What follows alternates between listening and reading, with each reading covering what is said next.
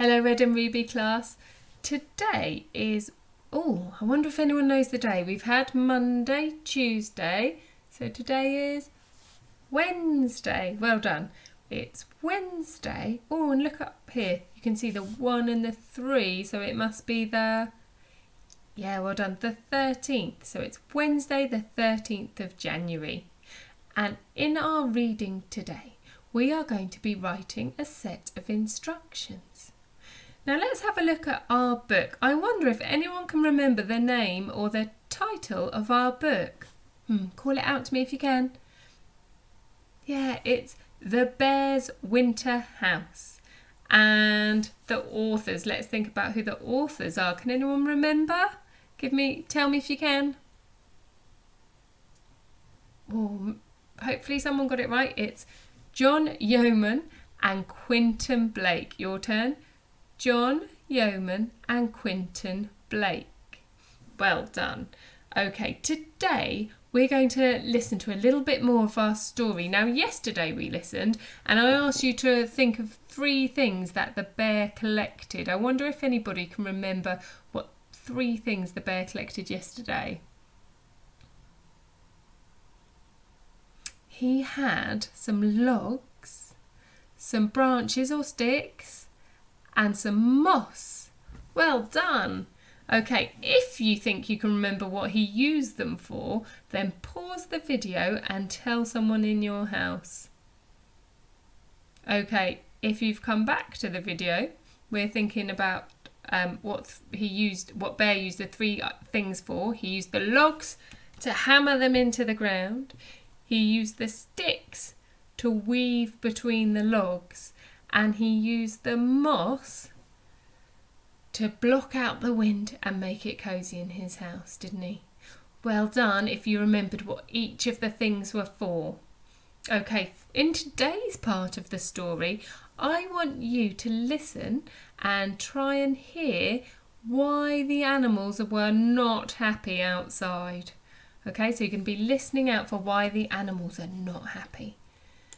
Let's go back to our story.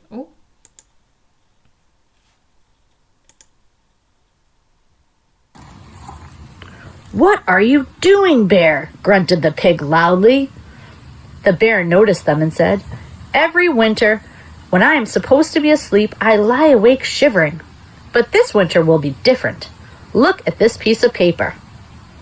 The animals crowded around the paper, and the bear told them that it was a plan for a winter house. "I'm building it with good strong logs and branches, and moss to keep out the wind," he said.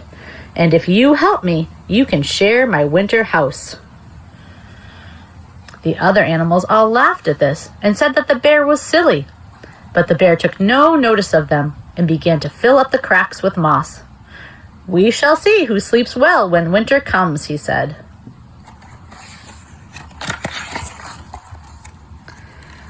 The days passed and winter came. The wind howled, but the bear did not mind. He lay in his cozy little winter house on a nice bed of soft moss. There he is.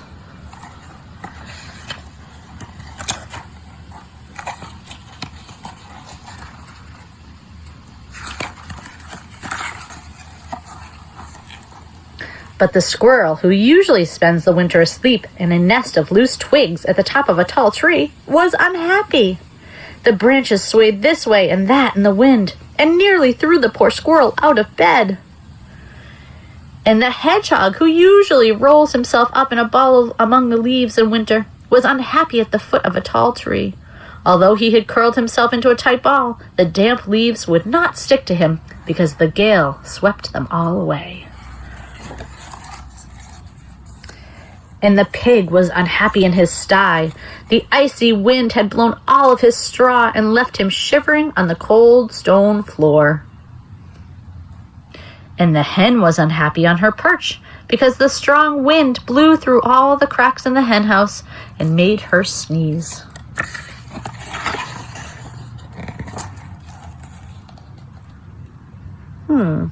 There's hedgehog and squirrel and pig. At last, the 4 animals could stand it no longer.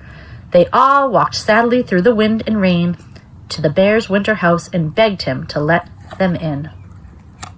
What do you think Bear says? As he was a very kind bear, he got up from his cozy bed of moss and made a small hole in the wall for them to squeeze through. He didn't even say, "I told you so." Well done. Well, that was very kind of Bear to let all the animals in. I wonder if in a moment you can pause the video and just tell a grown-up or someone in your house why all the animals were unhappy outside, and then come back to me.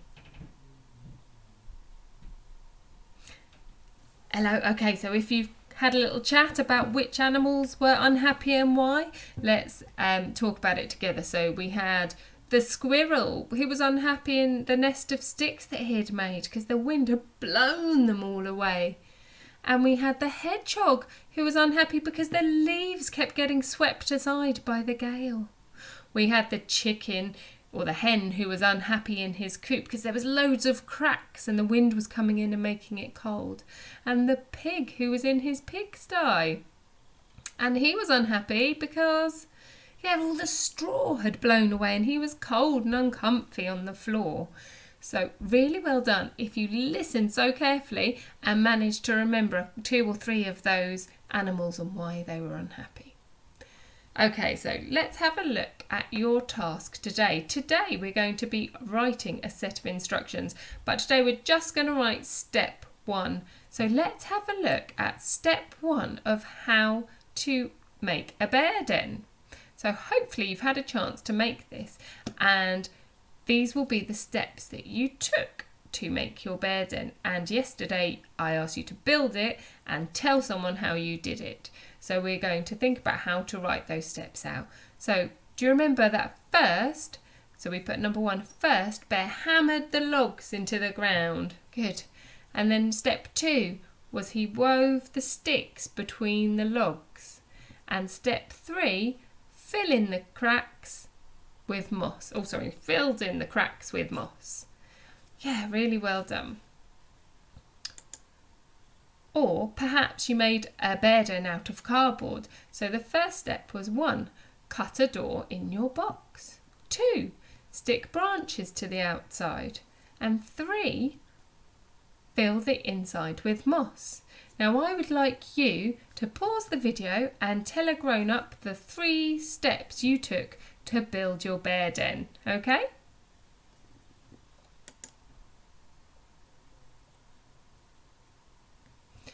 Great. So, as I said, your task is to write a set of instructions, and today we're going to write step 1. So, what you need to do is get your sentence ready in your head and tell it to an adult, get them to retell it to you, and you repeat it back to them. So you've got the sentence really clear in your mind of what you're going to say. And then you're going to count out the words. So our step 1 is hammer the logs into the ground. So this sentence has got 6 words in it. So you're going to start off by writing a 1, and then you're going to think about the words that you need in your sentence. Say them with me. Hammer the logs into the ground. Good. We'll say it again. Hammer the logs into the ground. Fantastic. Each time I say a new word, I put a finger up so I can count how many words I've got. Then let's look at how to sound out our first words. So my first word is hammer, and I'm going to segment it up, touching my arm each time I say a new sound or phoneme. So we're going to go with hammer. H, a, m, hammer. Then we think about what is the first sound that we can hear in hammer. H, hammer. H. Good. If you heard h, that's our first sound. So you write that down. We've got h. Then we have h, a, m, What sound comes next in hammer? Good. H, a, m, Good. If you heard a next, then you write that sound down. If you couldn't hear the a sound in it, but you did hear the sound at the end, then you can just skip to the sound. So if you heard ham, Or maybe you heard the sound in the middle. Just write down the sounds that you can hear. And if you forget how to write a letter, ask your grown-up and they can show you how to do it, and you can copy it from them. Okay, so next we'll go back to our sentence, tell it to an adult to get it really clear in what we're writing. So we write hammer the logs into the ground. So we've written hammer, so our next word is hammer the logs. Our next word is the. Good. Now that's a tricky word, isn't it? Do you remember from our phonics? That is a tricky word because we can't sound it out. So you can either just write it down if you remember, or if your grown-up can help you, they can show you how to write the tricky word and you copy it down, okay? So we've got hammer the logs. And our next word is logs. So we're going to sound it out, segment it, and write down the sounds that we can hear. Now, in your writing, I would like you to remember to use finger spaces, and I would like you to use cursive letters, cursive writing. So you start on the line every time. Fantastic. So work out with your grown-up what your sentence is going to be. Repeat it, repeat it, repeat it. Count out the letters and then segment the words for writing. I hope that everything is okay with that. I hope that you are listening to your grown-ups, and I hope that you enjoy writing your set of instructions. Take care.